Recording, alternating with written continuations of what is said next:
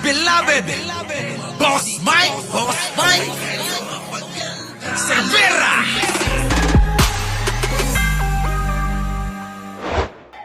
Kamusta na ho ang nangyari? Nangyari na ba nangyari?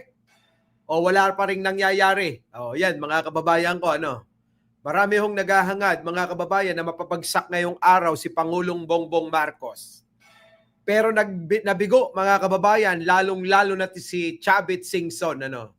Mga kababayan, balitang-balita, mga kababayan, na yung pagtatawag ng mga nakamaskara at may dala pang mga parang pasabog sila.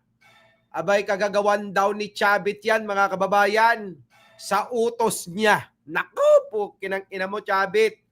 Hindi ka na nagbago, Akala yata ni Chavit, mga kababayan, ay kayang-kaya niya pa yon noong panahon ni Erap, Akala niya ganun. Oo. Akala niya ganun pa rin ang isip ng mga tao. Yung po bang, mga kababayan, style Erap, abay nagpapasikat. Pero mga kababayan, ayun ang napala, mga kababayan, pinagtabuyan yung matanda. Oo. Akala mo kasi porke marami kang pera, abay ipe-praise ka ng mga tao, ayan ang napala mo. 'Di ba? Pinagtatabuyan ka, binubuka. Oo. Epal na nga tawag sa yung matanda ka. O ano na nangyari? Wala. Hindi ka nagtagumpay. Nagsubo ka pa ng mga kabataan. Ayan, paano na sila? Sa pamamagitan, mga kababayan, ng mga influencer na nagtawag, magsuot ng maskarang kulay itim, magdala ng mga molotov. Ayan ngayon ang resulta. Hahanapin kayo. Oo, ng kinauukulan. Maniwala kayo. So yan, mga kababayan. At ito pa. Nako, grabe. Itong si Vice Ganda. Mga kababayan, meron hong iniwan na hamon kay Pangulong Bongbong Marcos. At alam ko naman, nasasang-ayon tayong lahat. At syempre, mga kababayan, ang akala ng marami na dumalo sa rally, anti-BBM lang, pero ba't ganon? Mas mukhang mas marami ang mga anti-Duterte na mga nag-rally ngayong araw na Alak ka, mga kababayan ko. Paano na? Oo, paano na magtatagumpay itong panawagan nila, mga kababayan? Grabe, Alam nyo, sa totoo lang, ngayon lang ho ako nakakita ng isang people power na iba-iba pinaglalaban nila. Dati ho kasi, mga kababayan, kapag ka may tipon-tipon na ganyan, iisa lang ang boses ng mga yan. Pero bakit ngayon? Iba-iba ang sinasabi nila. Meron pong mga kababayan galit lang sa korupsyon tulad nila Vice Ganda. Marami naninigaw, mga kababayan, panagutin daw itong si Duterte at si Pangulong Bongbong Marcos. Saang banda? Ang tanong ko naman. At meron ding, mga kababayan, solong-solo, panagutin si Sara Duterte. Huwag takasan ng impeachment trial, eka. Mga kababayan, ikulong si Sara. Mga ganon, Mas marami yung nakitang ganon. So, kanino ba talaga rally to? Mga kababayan, labo-labo Wala hong pagkakaisa, mga kababayan Di po ba? Nung araw, kapag tayo pumunta, EDSA 2, mga kababayan. Ano ang mga pumupunta? Madre, pare, mga estudyante, mga grupo, iisa lang panawagan. Bumaba si Erap Estrada. Nagkaroon ng pamalit. EDSA 3 naman, mga kababayan. Ano panawagan? Ibalik si Erap. Di ba? Iisa lang yung pong boses nila. Pero ngayon, pansinin ninyo, napakaraming iba-iba. Panawagan dito, iba. Panawagan doon, iba. Panawagan dyan, iba. Anong klaseng panawagang people power ang tawag nyo dyan? Tapos ito namang mga DDS, inaangkin nila. Lahat daw ng mga rally na yan, kanila. Paano? Paano naging inyo? Kung ang panawagan, Sara Duterte, mag-resign ka na. Sara Duterte, litisin ka. Sara Duterte, panagutin ka. Paano naging inyo, mga DDS, kayo talaga namang mga papang-angking kayo? Ano po? Grabe. So yan ang ating tatalakayin ngayon mga kababayan ko. At eto ho, pukusan natin itong grupo ng mga kabataan na mga nakasuot ng maskarang kulay itim at may mga dalang mga kung ano-anong mga pasabog mga kababayan. Opo at syempre, eto hong panawagan naman ni Vice Ganda. Ano po? So ano pang hinihintay po natin bago tayo mag-umpisa sa ating mga moderator, pakibati na lang yung ating mga bisita. At alam nyo naman, kailangan magtipid-tipid pa ng boses ng inyong lingkod kasi hindi pa masyadong magaling siya. Oo, baka sakali bukas magaling na. Panalangin nyo mga kababayan para makatira. Tirahin natin itong mga walang yang mga panlinlang na mga politiko. Sama nyo na mga kababayan itong mga bobo tanga pa rin hanggang ngayon na mga DDS Opo Inas Vlog, thank you naman. Musta Rally? Presidente na ba si Sara? Malabo nga mangyari. Eto na nga mga kababayan ko. Itong mga inang-inang mga kurakot sa gobyerno. Isama nyo na mga kababayan yung mga binoto nyong senador. Todo tanggi pa rin hanggang ngayon. Kahit na huling-huli mo na yun. Oo, tulad ni Villanueva. Abay gamit-gamit pa niya yung kanyang relihiyon. Isa pa ito mga kababayan si Jinggoy. Oo, hindi pa rin maamin kung anong kasarian nun. Ano po? Nako, mga kababayan ko. Ewan ko ba? Ano bang klaseng mga pinagboboto nyo? Mga kababayan, pwede ba sa susunod, pag-igihan nyo na yan? Oo piliin nyo na yung pong medyo hindi na magnanakaw. Kasi wala naman tayong mapipiling hindi magnanakaw. Lahat naman yan mga kababayan, magnanakaw. Opo, pero kailangan talaga na dapat mapanagot na para hindi pamarisan ng iba. Di po ba mga kababayan? So eto na, si Chavit na nagmukhang tanga. Ano po? Pasok! Boo! Boo! Mukhang tanga mga kababayan. Yung matandang hukluban, hindi na makalakad, nakatungkod na yan. Pero kita nyo naman, ang tao ayaw dyan, hindi na nahiya. Ang kapal ng mukha mga kababayan. Ayaw na ng tao sa kanya, umepal-epal pa. Sabi ko naman kung sino makapal ang mukha, pupunta riyan. Ayan, pumunta na nga itong matandang yan.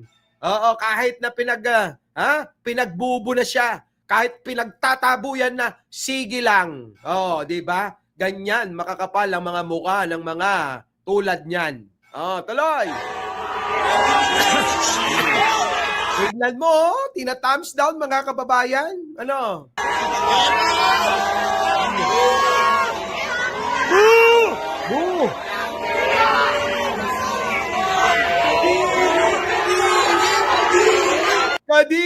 Kadiri! Grabe, no? Mga kababayan, kapag kaganyan, Tignan nyo naman, sa takot niya, nagdala na ng parang si Sara. Mukhang hinigitan niya na yung mga bodyguard niya. Ano po? Si Sara, mga kababayan, ganyan na ganyan. Maglalakad kahit binubo. Okay lang. Pero mga kababayan ko, eto talaga nakakahiya. Nakakahiya bilang taga Ilocos Sur. Tokininam Chavit, di ka pa'y lamatay. Mga kababayan ko, no? Ako po'y taga Ilocos Sur, pero kinakahiya ko yan. Sa totoo lang. Ano po? Tuloy. Kakahiya ka. Hindi ka na nahiya. Lintik ka. Di ba mga kababayan ko? Nako, grabe. Minumura mga kababayan. Minumura po si Chavit di po ba? Yan Di ba siya nahihiya niyan?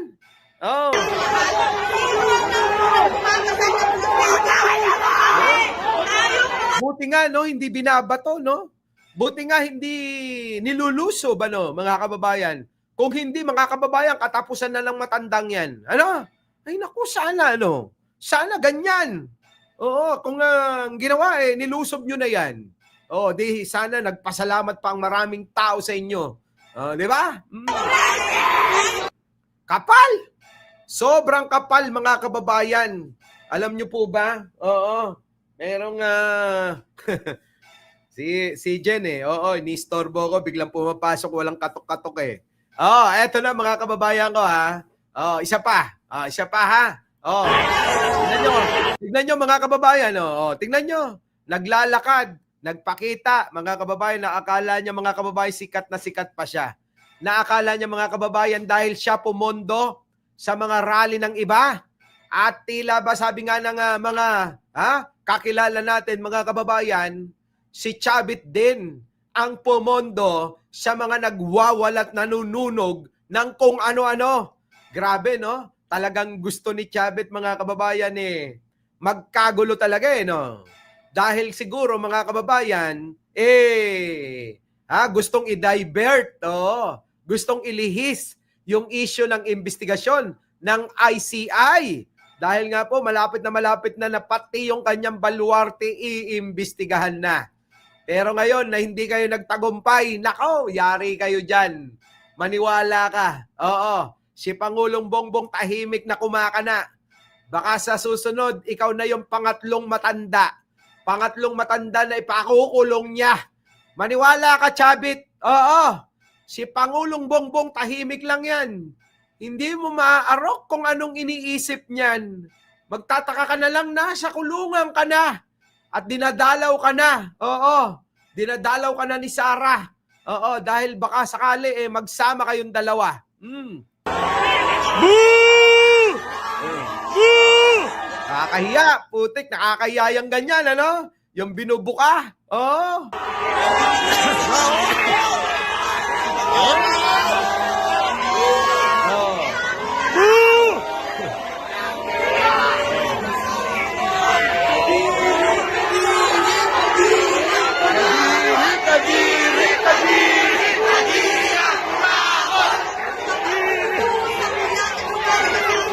Sabi mga kababayan, putang na mo, Chavit!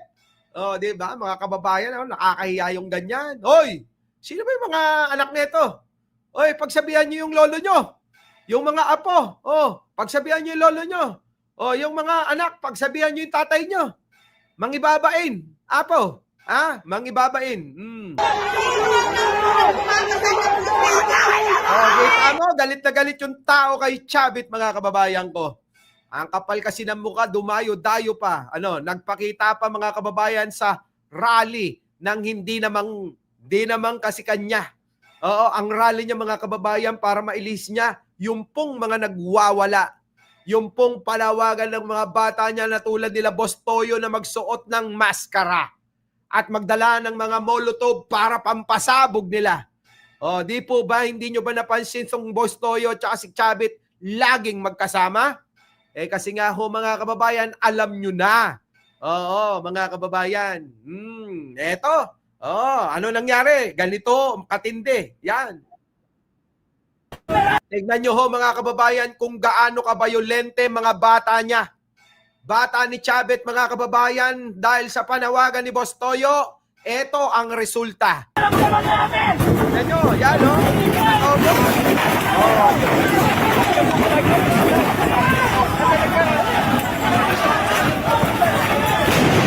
Grabe. Pero,